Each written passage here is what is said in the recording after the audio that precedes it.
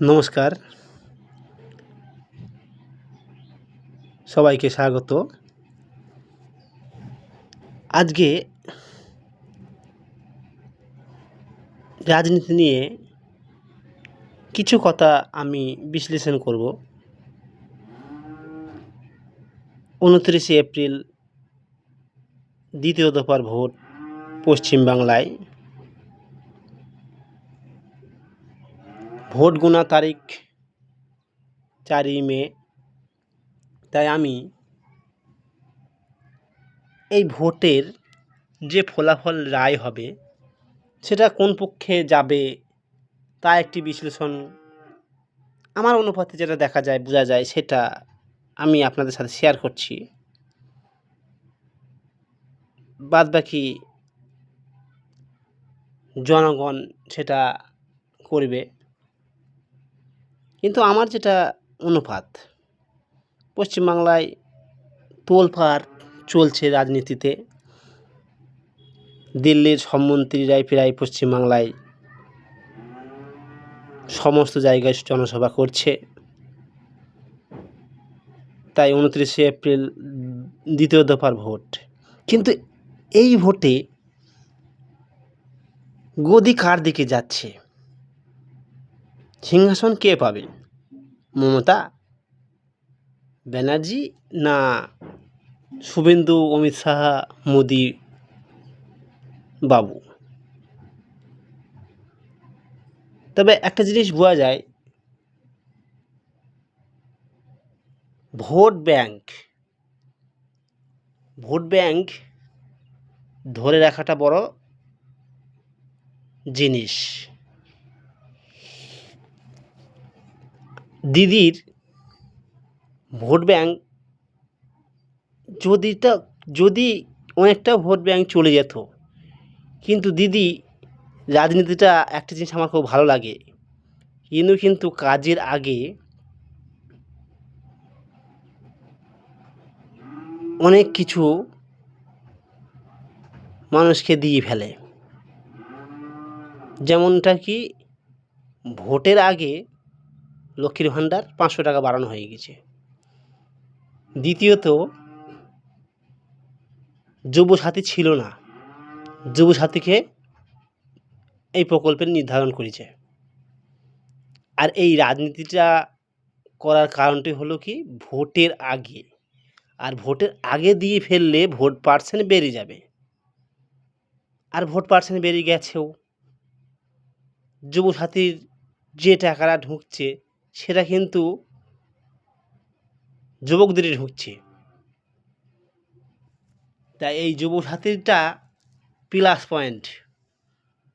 যদি লক্ষ্মীর ভাণ্ডারে ৫০০ টাকা বাড়িয়ে যে পয়েন্টটা না আসতো, কিন্তু যুবসাথীটা প্লাস পয়েন্ট দেখিয়ে দেওয়া হয়েছে। ফোকাসটা এখানেই। মানুষ এসআইআর নিয়ে বহুত লাইনে দাঁড়িয়েছে। ৯২ লাখ লোকের নাম বাদ চলে গেছে। তা সত্ত্বেও ভোট পার্সেন্ট দাঁড়াচ্ছে 91%। কেন এত বেড়ে যাচ্ছে কেন? কারণ প্রতিটা মানুষ ভোট দিয়েছে, কেউ বাড়িতে বসে থাকেনি। আগে কিছু কিছু শহর এলাকায় ভোট মানুষ দিতে যেত না। বাড়িতে ৪-৫টা মেম্বার থাকলে ২টো মানুষ ভোট দিত, একটা মানুষ হয়তো ভোট দিতে যেত না। কিন্তু এইবার সেই ভোটে কিন্তু কেউ যায়নি বলা ভুল হবে, সবাই গেছে ভোট দিতে। কিন্তু ভোট পার্সেন্টটা কোন দিকে যাচ্ছে, এটাই বড় বোঝা মুশকিল। ভোটটা টিএমসির দিকে যাচ্ছে না বিজেপির দিকে যাচ্ছে না সিপিএমের দিকে যাচ্ছে। কিন্তু ভোট পার্সেন্ট একটাই মেন প্লাস পয়েন্ট যে আছে, যুবসাথী। দিদির যতদিন ভার ছিল ততদিন কিন্তু দিদির ভারে ভরসা হচ্ছিল না। তার জন্যে যুবসাথী প্লাস পয়েন্ট এগিয়ে এনেছে।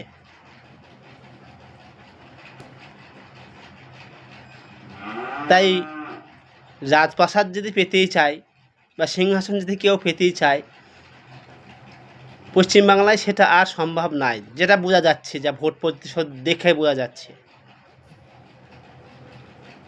তাই আপনাদের অনুপাতটা কি, ভোট কোন দিকে যাবে? মুসলমান সম্প্রদায়ের ভোটটা কিন্তু 95% ভোট কিন্তু দিদির দিকেই যাবে।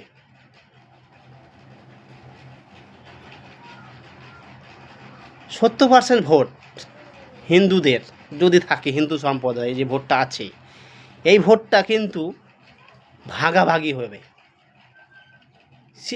সিপিএমে যাবে, টিএমসিতে যাবে, বিজেপিতে যাবে, কিন্তু এই ভোটটা বহুত কাটছাপি হবে। মুসলিম সম্প্রদায়ের ভোটও কাটছাপি হবে, কিন্তু কত পার্সেন্ট কাটছাপি হবে?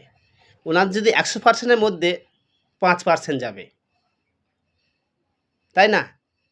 যদি 30% মুসলমান থেকে থাকে পশ্চিমবাংলায়, তাহলে 30%-এর মধ্যে 5% বাদ যাবে। হিন্দু সম্প্রদায় মধ্যে 70%-এর মধ্যে 35% ভোটটা কাটাকাটি হবে। কেন কাটাকাটি হবে? এই জন্যই কাটাকাটি হবে, কারণ হিন্দু সম্প্রদায়ের মধ্যে এমএলএ, মন্ত্রী সব কিছুই আছে। পশ্চিমবাংলায় মুসলমানদের কোনো এমপি, এমএলএ, মন্ত্রী নেই, দিল্লিতেও নেই, থাকলে 2-1টা আছে এদিক ওদিক। তাই ভোটটার ব্যবধান কিন্তু দেখা যায় দিদির ভোট, যে ভোটটা মুসলমানদের ভোট, সেটা কিন্তু দিদি পাবে। এটা কেন পাবে বলছি আমি? এর জন্যেই পাবে, কারণ বিজেপির কিছু কথাবার্তার জন্যে। বিজেপির নেতারা, শুভেন্দু অধিকারী যা ভাষায় কথা বলে, আমাদের দেশের গৃহমন্ত্রী অমিত শাহ তিনি যে ভাষায় কথা বলে, আমার দেশের প্রধানমন্ত্রী যাকে মানে আমার দেশের প্রধানমন্ত্রী বলে মানুষ দেবতার মতন বিশ্বাস করে, তার মুখেও কিন্তু এই মুসলিমদের নিয়ে অনেক কিছুই কথা বলে। ভোটের সময় আসলেই কিন্তু এই ঘুষপেটিয়া, রোহিঙ্গা বেরিয়ে আসে বারবার। দেশের কিছু হোক বা না হোক, কেউ কিছু করবে, করার কোনো কথাই বলে না কেউ, না দিদি বলে, না আমার দেশের গৃহমন্ত্রী বলে, না আমার দেশের প্রধানমন্ত্রী বলে। দেশ যায় ভাঁড়মে। কিন্তু এদের একটাই কথা, ভোট ব্যাংক। আমি কি করে গদিতে থাকবো? আজ বিদেশের প্রধানমন্ত্রী ডোনাল্ড ট্রাম্প সে কি বলে? মোদির career, Modi ji career 2 minute में ख़त्म कर देगा, 2 मिनट में ख़त्म कर देगा। मतलब क्या होता है? उसके बारे में सब कुछ मालूम है, उसके पास क्या है नहीं है, एफ-18 है क्या है, लेकिन मोदी जी कुछ भी नहीं बोलता।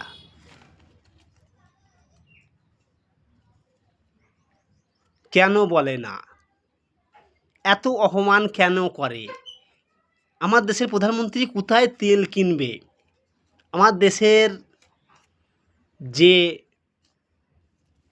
লেজার আইস না কি বলে, আমি ঠিক বলতে পারছি না, তিনি বিদেশ মন্ত্রী,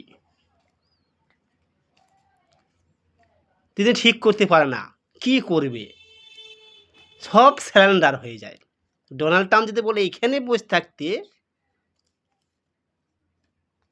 ওরা যদি বলে এইখানে বসতে এখানে বসবে, যদি বলে পাকিস্তানে গিয়ে বসতে পাকিস্তানে বসবে।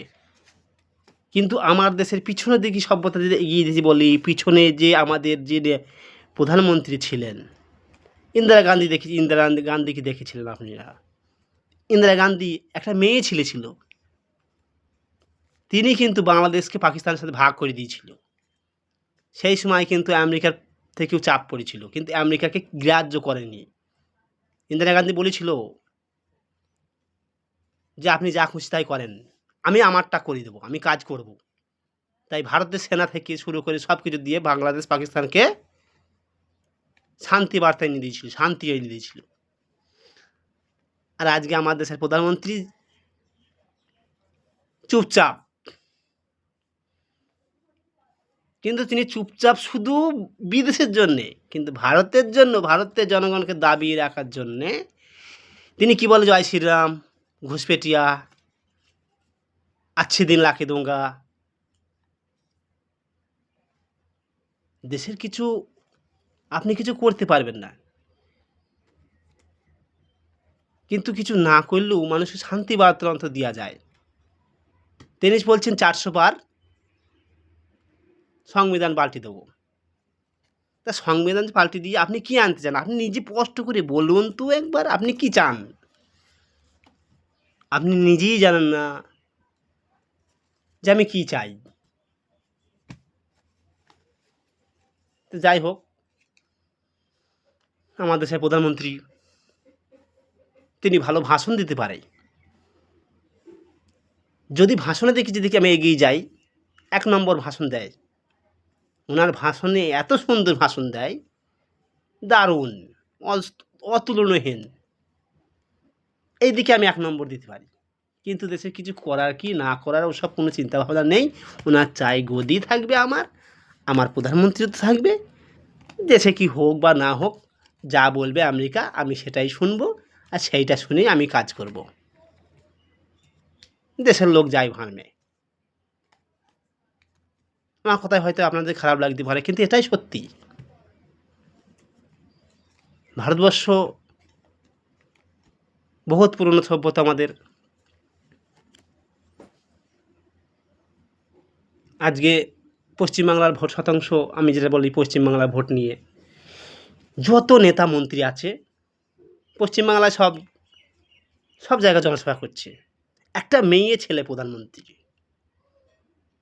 বলছি, সরি, একটা মেয়ে ছেলে মুখ্যমন্ত্রী, তাকে হাঁটানোর জন্যে ভারতবর্ষের দিল্লি থেকে যতগুলো মন্ত্রী আছে সব মনে হয় লাইন দিয়ে আছে। ফ্লাইট আসছে যাচ্ছে, প্রতিদিন সভা চলছে।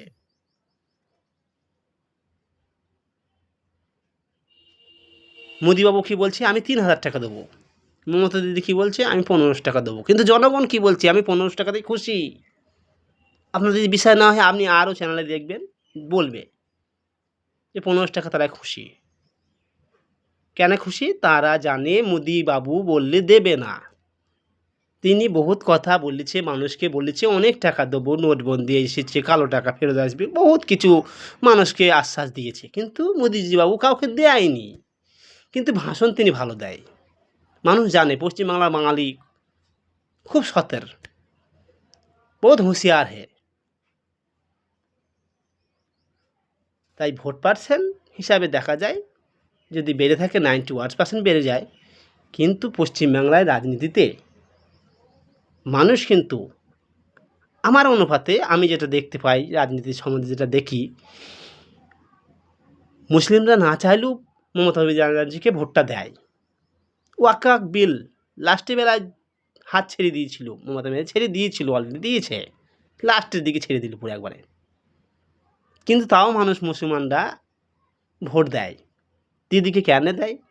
কারণ বিজেপি তো উল্টোপাল্টা ভাষার জন্য ভোটটা বিজেপির মুসলমানদের ভোটটা পায় না, মুসলিমদের। আর মুসলমানদের ভোটটা পাবেটাই ভাই কী করে?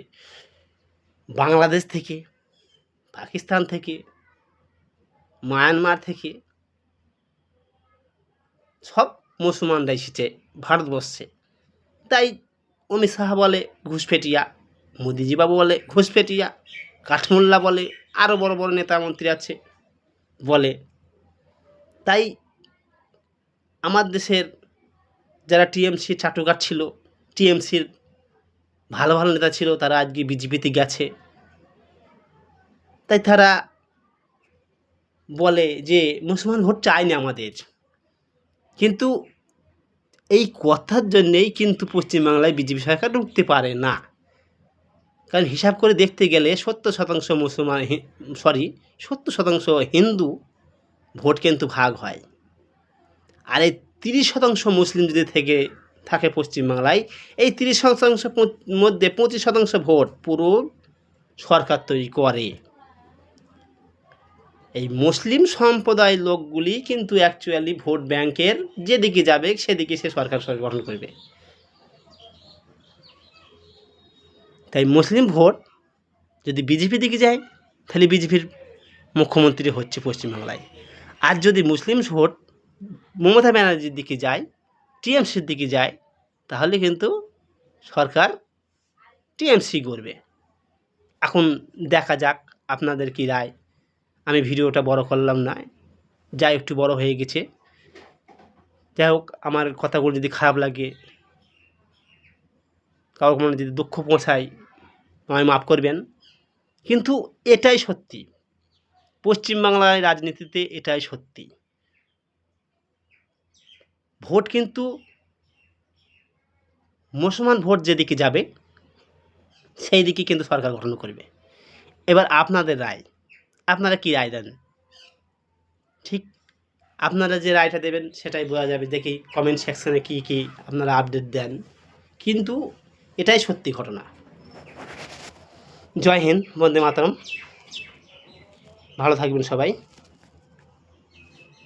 আমার কথাটি যদি কারোর খারাপ লাগে, তারপরও আমি বলছি আপনাদের, এটাই কিন্তু সত্যি ঘটনা।